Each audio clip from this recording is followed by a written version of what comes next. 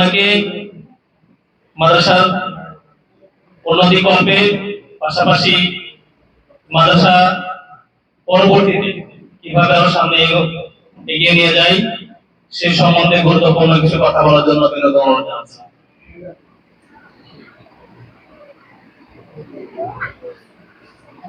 السلام عليكم ورحمة الله وبركاته.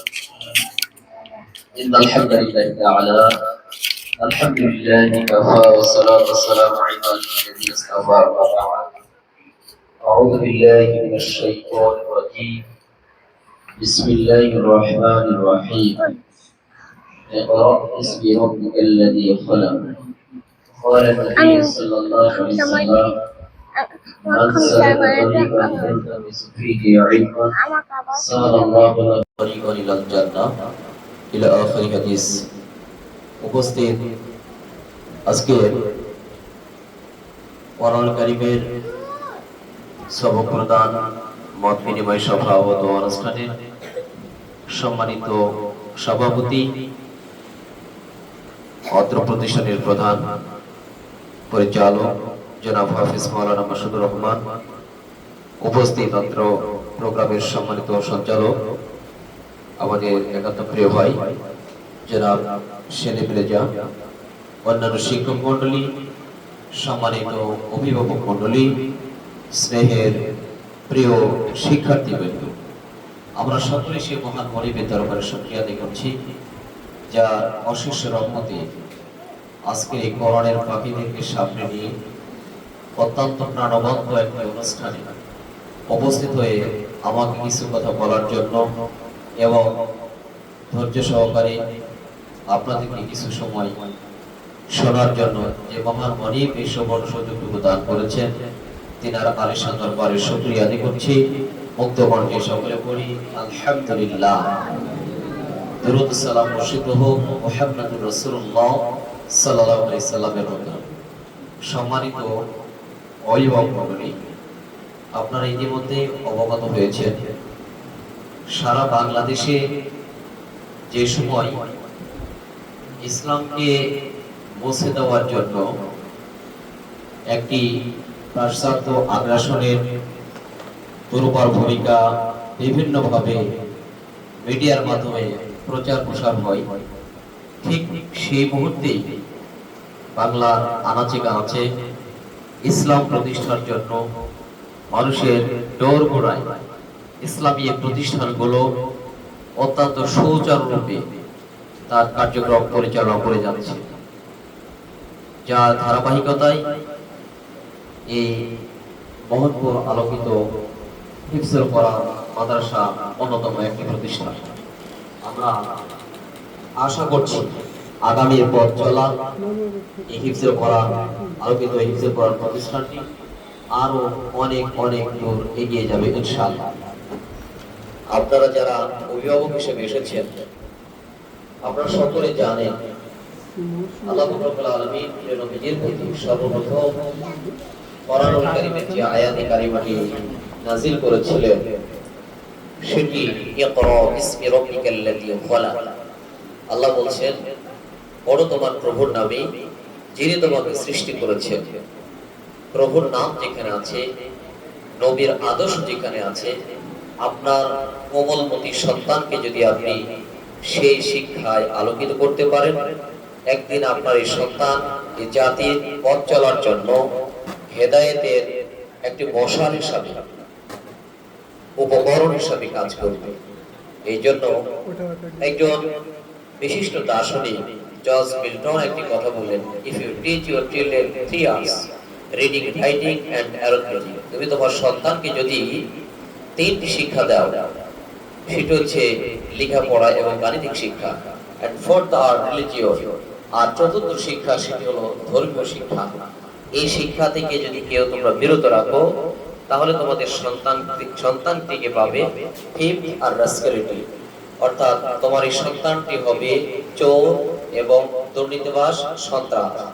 সুতরাং এখান থেকে একজন অমুসলিম দার্শনিকের এই মন্তব্য থেকেও আমরা অনুধাবন করতে পারি, আপনার আমার সন্তানকে যদি একজন আসল সুসন্তান হিসেবে গড়ে তুলতে চাই, ইসলামী শিক্ষার কোনো বিকল্প নাই। বর্তমান সমাজ ব্যবস্থাপনায় যে ধরনের পরিবেশ চলছে, আপনারা দেখেন, আমরা যারা গ্রামে বসবাস করি দেখবেন 14-15 বছরের এই কিশোর থেকে শুরু করে একেবারে 50-60 বছরের বৃদ্ধ পর্যন্ত মাদকের এতটাই ধারালো অবস্থা, এতটাই কঠিন অবস্থায় নেমে গেছে, আমরা এটা কল্পনা করতে পারি না। হাত বাড়ালে মাদকের সবল, হাত বাড়ালে পাশে অসংখ্য অনৈতিক কাজের সয়লাভ হয়ে যাচ্ছে। আপনার সন্তানটাকে এই পরিবেশ থেকে যদি মুক্ত রাখতে চান, তিনি শিক্ষার বিকল্প অন্য কোনো চিন্তা করা যায় না, ঠিক না? ঠিক সম্মানিত ভাইরা, ঠিক সেই ধারাবাহিকতায় আজকে মহৎপুর আলোকিত হিফজুল কোরআন এই মাদ্রাসা হাঁটি হাঁটি পা বকরে এগিয়ে যাচ্ছে। এই এগিয়ে যাওয়ার এই পথ চলাকে আরো সাবলীল করার জন্য, দুর্বার গতিতে এগিয়ে নিয়ে যাওয়ার জন্য, দিন প্রতিষ্ঠার একটি আলো পত্রিকা হিসাবে এই প্রতিষ্ঠানকে সামনে এগিয়ে নিয়ে যাওয়ার জন্য আপনাদের সহযোগিতা, আপনাদের পরামর্শ, আপনাদের সার্বিক বিষয়ে সহযোগিতা এবং পরামর্শ একান্তভাবে প্রতিষ্ঠান কর্তৃপক্ষ কামনা করছেন। এই জন্য আর্থিক সহযোগিতা, এরপরে আপনার মানসিক বিভিন্ন ধরনের উদ্বুদ্ধকরণের সহযোগিতা, পরামর্শ, এবং সর্বশেষ যেটা গুরুত্বপূর্ণ, এই প্রতিষ্ঠানের প্রাণ, সেটা হচ্ছে শিক্ষার্থী। এই প্রতিষ্ঠানের প্রাণ শিক্ষার্থী ছাড়া প্রতিষ্ঠান কখনো টিকে থাকবে না। এই জন্য আপনাদের বাড়ির পাশে, আপনার নিজ পরিবারে আপনার সন্তানকে, আপনার প্রতিবেশী সন্তানকে এই প্রতিষ্ঠানগুলির মধ্যে আপনি ভর্তির মাধ্যমে এই প্রতিষ্ঠানকে সামনে এগিয়ে নিয়ে যাওয়া, তার মানে দিন প্রতিষ্ঠার কাজে আপনি এক ধাপ এগিয়ে দিলেন। এই জন্য আমি যতটুকু জানি, এই প্রতিষ্ঠানের অনেক সমস্যা রয়েছে। অনেক সমস্যা বলতে, তাদের যদিও আপনারা শিক্ষার্থীদের যৎসামান্য পরিমাণ তাদের আর্থিক বেনিফিটের মাধ্যমে, অর্থাৎ অল্প কিছু সহযোগিতার মাধ্যমে আপনারা প্রতিষ্ঠানকে হয়তো যতটুকু এগিয়ে নিয়ে যাওয়ার জন্য যতটুকু অবদান রেখেছেন, আমার বিশ্বাস আমরা দেখি দক্ষিণবঙ্গে, বিশেষ করে আমাদের এই উত্তরবঙ্গে এগুলো খুব কম চর্চা আছে, প্র্যাকটিস খুবই কম। দক্ষিণবঙ্গে আপনি যাবেন, গ্রামের মধ্যে 2-3টা প্রতিষ্ঠান, পাড়ায় পাড়ায় প্রতিষ্ঠান, ইসলামিয়া মাদ্রাসা পাড়ায় পাড়ায়।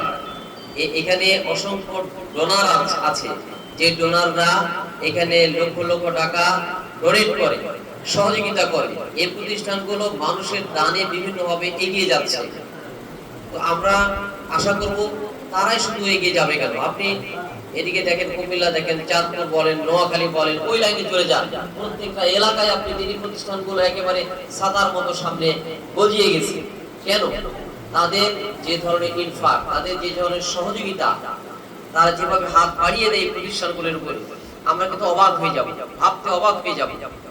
সে জায়গা থেকে যদি আমরা কল্পনা করি, চিন্তা করি যে এই প্রতিষ্ঠানগুলো হতে পারে আপনার বাড়ির পাশে নয়, কিন্তু পার্শ্ববর্তী এলাকা, কিন্তু ইসলামের তো একটা কাজ করছে, দ্বীনি শিক্ষা প্রচার প্রসারের জন্য তারা তো কাজ করছে। আপনি যদি সারা বাংলাদেশের বর্তমান ইতিহাস একটু চিন্তা করেন, পড়ালেখার ক্ষেত্রে জেনারেল শিক্ষার পাশাপাশি অ্যারাবিক শিক্ষায় যারা শিক্ষিত হয়ে আজকে বিভিন্ন দেশের বড় বড় প্রতিষ্ঠানগুলিতে, সুনামধন্য প্রতিষ্ঠানগুলিতে, পাবলিক ইউনিভার্সিটি বলেন, তারপরে বুয়েট বলেন, মেডিকেলগুলিতে বলেন, আপনি দেখেন মাদ্রাসার ছাত্ররা আজকে কোনো জায়গায় পিছিয়ে নাই। বিগত কয়েক বছর আগের ইতিহাস বলছে, ঢাকা বিশ্ববিদ্যালয়ের মতো জায়গাতে ইংলিশ ডিপার্টমেন্টে মাত্র একজন শিক্ষার্থী ভর্তি পরীক্ষায় কৃতকার্য হয়েছিল, সেটা ছিল ঢাকা আলিয়ার ছাত্র। আমি কিন্তু বানিয়ে বলছি না, সেটা ছিল ঢাকা আলিয়া মাদ্রাসার ছাত্র। তার মানে কি মাদ্রাসায় পড়ালেখা কম হয় না? আপনি সারা বাংলাদেশে এখন দেখেন মাদ্রাসার স্টুডেন্টরা সকল বিষয়, এখানে আমাদের বাড়ির পাশে দেখেন এই মোহনপুরের একজন সন্তান আজকে বুয়েটের ছাত্র, সে কোরআনের পূর্ণ হাফেজ। এই যে দর্জি বেলাওয়ের ছেলে নাইম, সে কিন্তু আজকে ঢাকা প্রকৌশলী বিশ্ববিদ্যালয়ের ছাত্র, সে ঢাকা বিশ্ববিদ্যালয়ে পরীক্ষা দিয়েছে, সেখানেও চান্স পেয়েছে। এরপরে আরো কয়েক জায়গাতে মেডিকেলে চান্স পেয়েছিল, মেডিকেলে ভর্তি হয়েছিল, সে ভর্তি বাতিল করে পরবর্তীতে বুয়েটে ভর্তি হলো। তার মানে কি আজকে কোরআনের এই হাফেজরা তারাও কিন্তু বিশ্বের বিভিন্ন আঙিনায় সাক্ষ্য রেখেছে। আপনারা দেখেছেন আমাদের শিক্ষামন্ত্রীর একটা মন্তব্য, মিজানুর রহমান আজহারী সম্পর্কে অত্যন্ত চমৎকার একটা মন্তব্য করেছেন। যে আসলে উনি বলছেন, আমি যখন পিএইচডি করি সেই মানে মালয়েশিয়াতে, তখন মিজানুর রহমান আজহারী সবেমাত্র সেখানে যায়, আমাদের শিক্ষামন্ত্রী বলছেন, বর্তমান শিক্ষামন্ত্রী। তো সেখান থেকে উনি যে ইসলামিক একজন স্কলার, তার যে এই মেধা বিকশিত হওয়ার জন্য বিশ্বের আঙ্গিনায় তিনি সাক্ষ্য রেখেছেন। তিনি তো একজন মাদ্রাসার স্টুডেন্ট। আমি কিন্তু স্কুলের স্টুডেন্টকে খাটো নজরে দেখছি না, তাদেরও দরকার আছে। এদেশে ডাক্তার, ইঞ্জিনিয়ার, প্রফেসর সকলের দরকার আছে। পাশাপাশি একজন যোগ্য দক্ষ আলেমে দ্বীন তৈরি করার জন্য আপনি যদি মুখ্য ভূমিকা রাখেন, আপনার এই সন্তান একজন ডাক্তার, ইঞ্জিনিয়ার, প্রফেসর হওয়ার জন্য যোগ্যতা রাখবে ইনশাআল্লাহ। এই জন্য আমি আপনাদের উদাত্ত আহ্বান জানাবো, বহরমপুরের প্রাণ কেন্দ্রে এই বহরমপুর আলোকিত হিফজুল কোরআন মাদ্রাসাটি যেভাবে এগিয়ে যাচ্ছে, এই এগিয়ে যাওয়ার পথ চলাকে আরো দুর্বার গতিতে এগিয়ে যাওয়ার জন্য প্রতিষ্ঠানের কোনো গাড়ি নাই, আমার জানা মতে আছে কোনো গাড়ি নাই। এই প্রতিষ্ঠানগুলো বিশেষ করে দূর দূরান্ত থেকে যদি সার্ভিস নিতে হয় এবং দিতে হয়, তাহলে তাদের বিশেষ করে শিক্ষার্থী পরিবহন অনেক জরুরি একটা বিষয়। এই জন্য আপনারা যদি মনে করেন, যারা অভিভাবক মন্ডলী আছেন, আপনাদের আত্মীয় স্বজন বা পার্শ্ববর্তী যদি কোনো লোকজন থাকে যারা ডোনেট করতে পারবে, এই প্রতিষ্ঠানের সহযোগিতার মাধ্যমে 2-4 মিলে একটা গাড়ির সহযোগিতা করে কিনে দিতে পারবে, এরকম যদি কোনো হাত থাকে, কোনো যদি সহযোগিতার হাত আপনারা বাড়িয়ে দেন, হয়ে যেতে পারে আপনার এই সহযোগিতা আমাদের কঠিন দিনে ইসলাম প্রতিষ্ঠার জন্য আপনি যে সহযোগিতা করলেন, সদকাতুল জারিয়া হিসেবে আল্লাহ তাআলা আপনার মানে কবরের আযাবকে নাজাত দান করে জান্নাতের ফয়সালা করে দিতেও পারেন। এই জন্য রাসূল বললেন, মান সালাকা তরিকান ইয়ালতামিসু ফীহি ইলমান সাহালাল্লাহু লাহু তরিকান ইলাল জান্নাহ। যারা কোরআনের এই জ্ঞান অর্জন করার জন্য বাড়ি থেকে বের হয়, আপনার সন্তানরা যখন বাড়ি থেকে বের হচ্ছে, রাসূল বলেছেন এই সন্তানগুলো যতক্ষণ পর্যন্ত কোরআনের জ্ঞান অর্জন করবে, রাসূল বলেছেন সাহালাল্লাহু লাহু তরিকান ইলাল জান্নাহ, এদের জন্য আল্লাহর জান্নাতে যাওয়ার রাস্তাটা একেবারে সহজ হয়ে যায়। সুবহানাল্লাহ।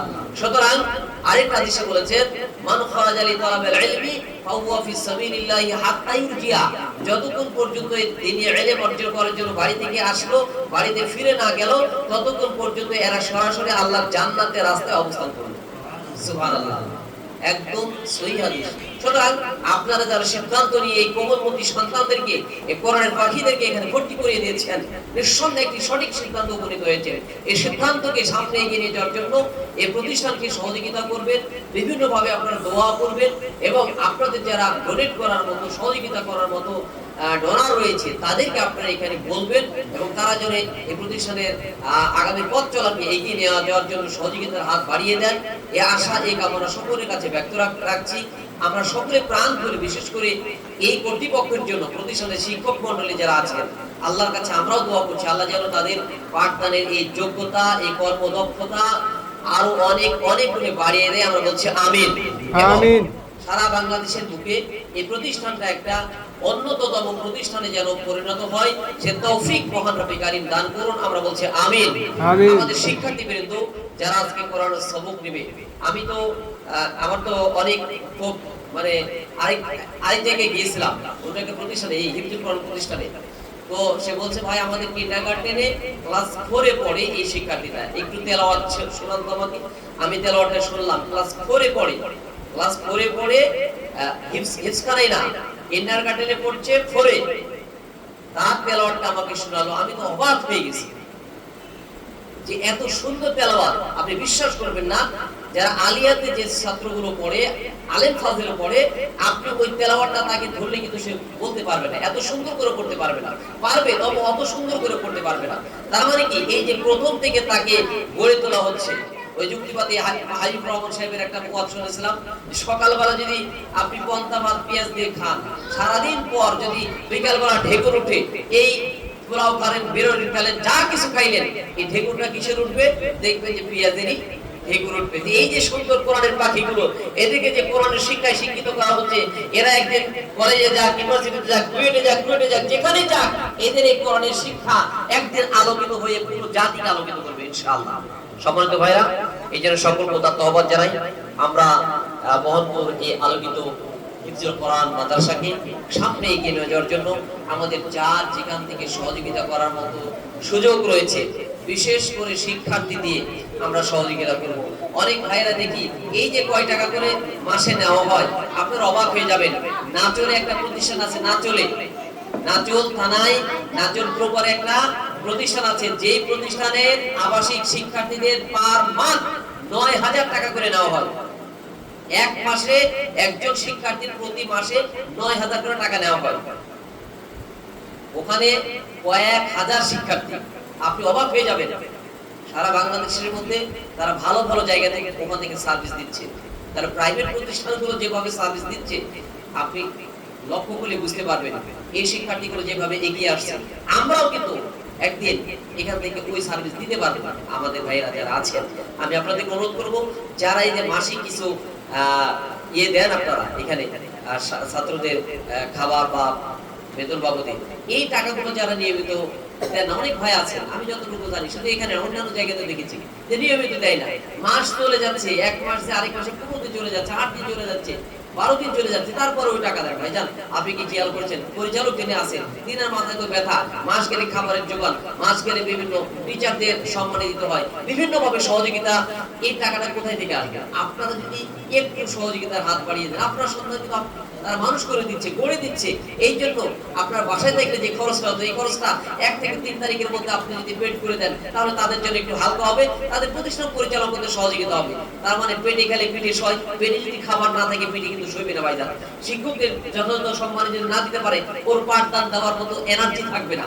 এই জন্য আমরা যদি সার্বিকভাবে সহযোগিতা করি, দেখবেন ইনশাআল্লাহ এই প্রতিষ্ঠান একদিন এস্টাবলিশ হয়ে যাচ্ছে, দাঁড়িয়ে যাচ্ছে। আল্লাহ পাক রব্বুল আলামিন আজকের এই সংক্ষিপ্ত কথা থেকে আমি যে কথাগুলি বললাম, প্রতিষ্ঠানের জন্য, আমাদের সকলের কল্যাণের জন্য, দিন প্রতিষ্ঠার জন্য, এই কথাগুলি আমরা প্রত্যেকেই আমরা যেন এই প্রতিষ্ঠানের কল্যাণে আমরা যেন সহযোগিতা করতে পারি, সে তৌফিক মহান রব্বুল কারীম আমাদেরকে দান করুন। আমরা সকলে বলছি আমিন। ওয়া আখির দাওয়ানা আলহামদুলিল্লাহি রাব্বিল আলামিন। আসসালামু আলাইকুম ওয়া রাহমাতুল্লাহি ওয়া বারাকাতুহু।